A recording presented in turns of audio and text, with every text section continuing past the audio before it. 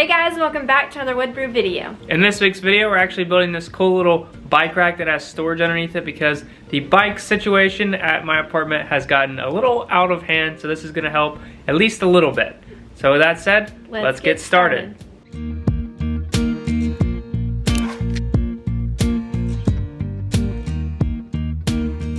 Before we get started in this project, I want to quickly go over a quick SketchUp tip with you guys. SketchUp is the sponsor of this week's video, and if you don't know what SketchUp is, it is the 3D modeling software that we use for all of our projects before we get started to basically get a good idea of what it is we're making, pull dimensions from it, cut lists and everything.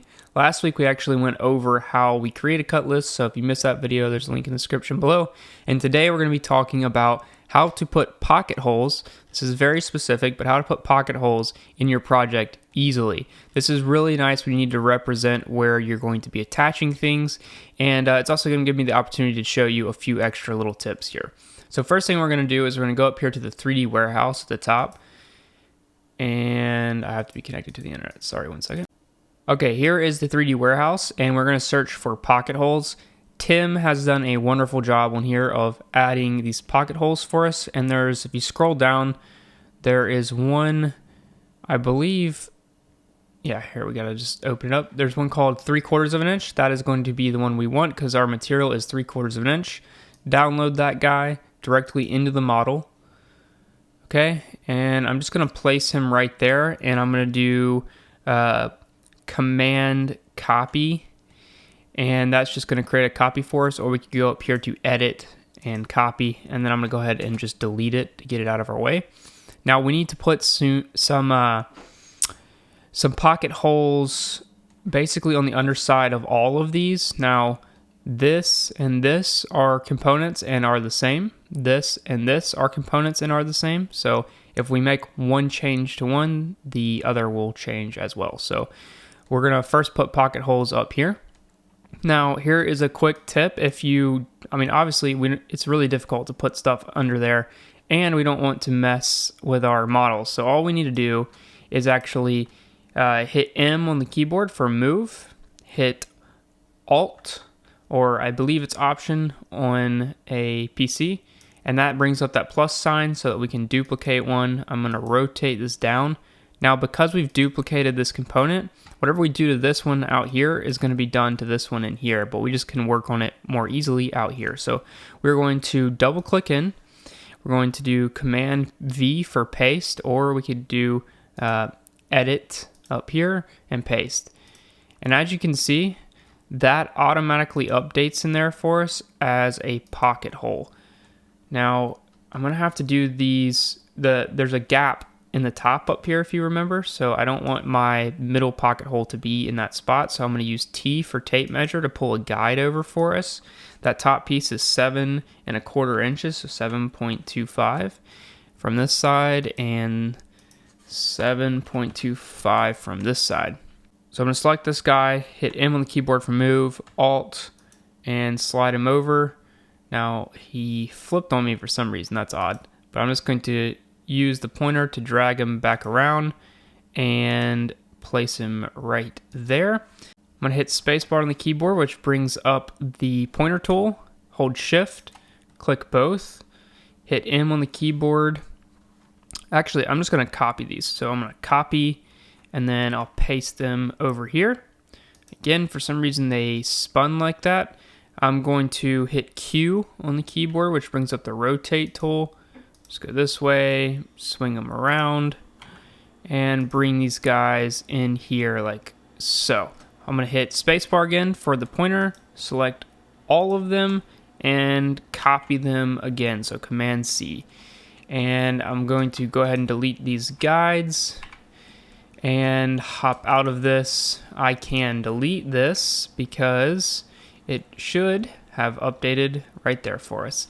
And it also we'll have done it over here. Now, if we had just drug that board over this side, then what would have happened would be that these are on the outside. So what you have to do is you have to right click, go flip along whatever axis you drug it across. So we drug it across the green, flip along the green, and now they are the same but flipped. the opposite way, if that makes sense. So that they're not identical, they're opposite of each other. Now we're going to do the inside ones. That's just as easy. I'm going to speed this process up for you by pull this guy out.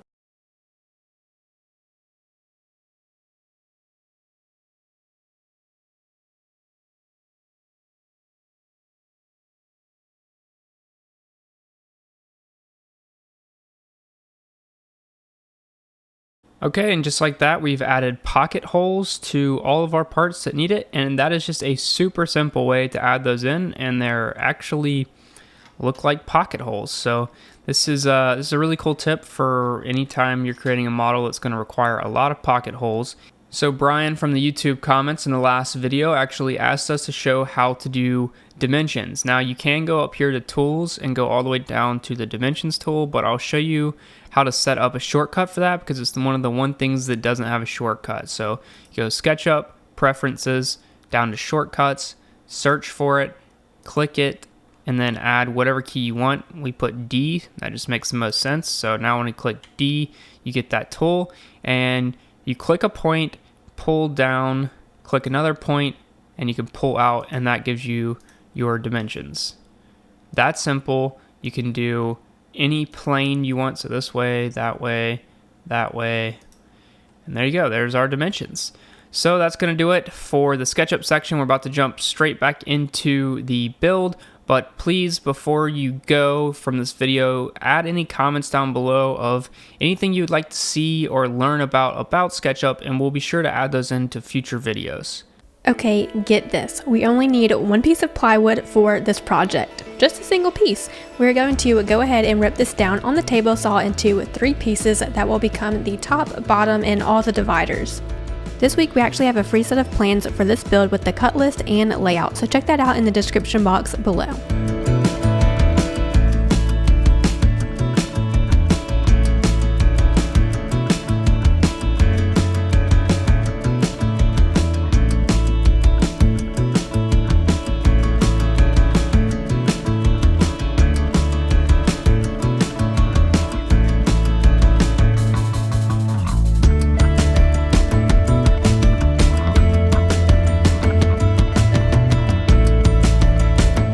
Then moving over to the miter saw, we are taking one of those pieces and breaking it down into each divider. We need 5 of them. Sometimes you get tear out when cutting plywood on a miter saw, especially a sliding one when you're pulling it back through. So if you just cut a very small amount, which is the top veneer first, then cut through the whole thing, you won't get tear out on the top.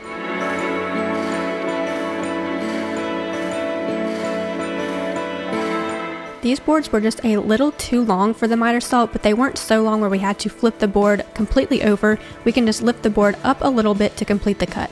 Feel free to try this, but only if you're comfortable.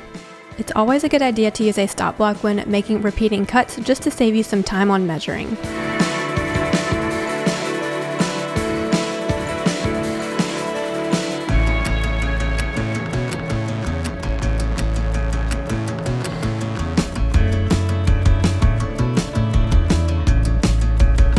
Three of those 5 pieces need to be a little shorter than the other 2 because they won't be going all the way to the ground like the other 2 will. This is shown more in detail in the plans down below. Now we need to grab the next board and cut that down to lengths for the top. This board here was actually too wide to make the cut, so we did have to flip this one over, line it up as perfectly as you can, and finish the cut. We also need to rip it in half for the bike to rest in between. Then it's just the bottom to be cut to length.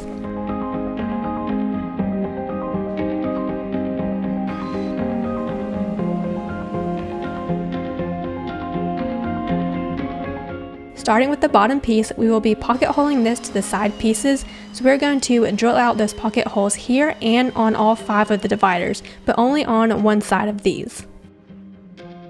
As you can see, we have spacers on the sides, and this just helps keep the board flat and keeping the pocket holes going in straight. This makes life a lot easier. There's my foot over there in the corner, and that is because I was getting that Instagram shot, you know?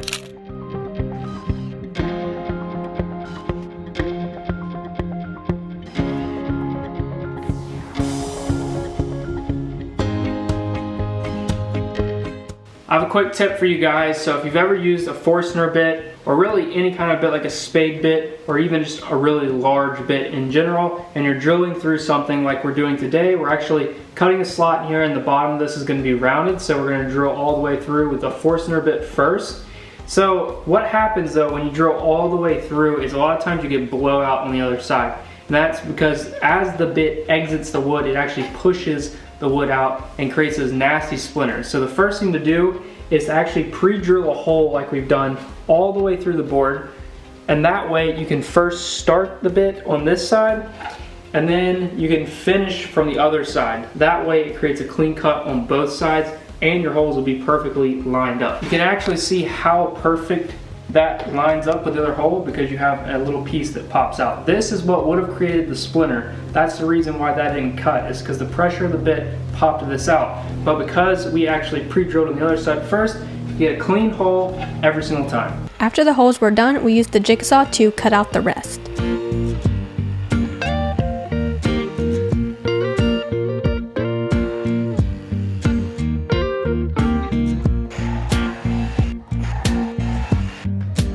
We went ahead and sanded everything down now before it was all put together.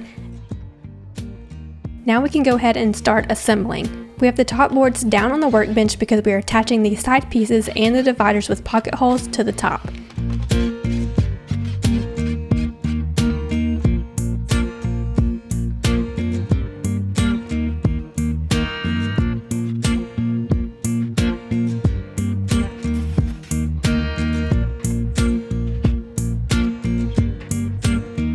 After the middle piece is screwed into place, we measure to the middle of one of the openings, then half of 3/4 is 3/8, so we came over 3/8 to our right, made a line, and now we can put the boards with the cutouts to the left of the line so it will be centered to the opening. We're also putting all the pocket holes facing one direction, so at one view you won't be able to see any at all. Now just for the bottom piece. We put a scrap piece against the two sides, which is the same size as the middle dividers, so the bottom piece can rest on top of them as we screw it in place.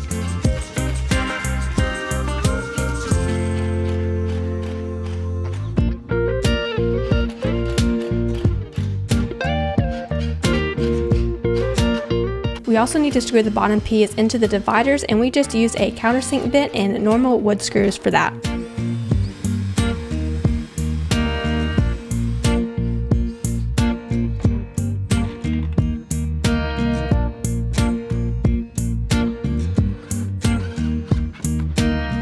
Here we are lining the square up with the screw that we already screwed into place, moving up 8 inches, which is the center of this board, and starting there. This is so all the screws are in the exact same spot and we know they are perfectly centered to that divider. We did add a small piece to the bottom of the rack in the middle so it can rest on the floor and won't sag.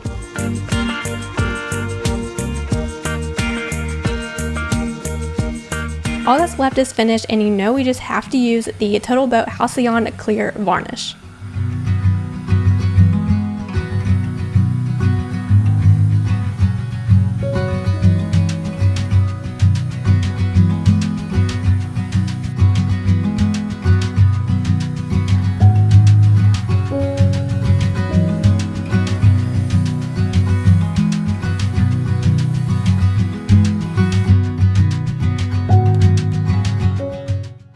That is going to wrap up this week's project. This is something we have needed for a very long time because the living room has been looking like a garage with all the bikes laid up everywhere.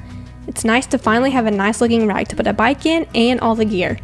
Thank you guys so much for watching. We hope you enjoyed, and we will see you in the next one.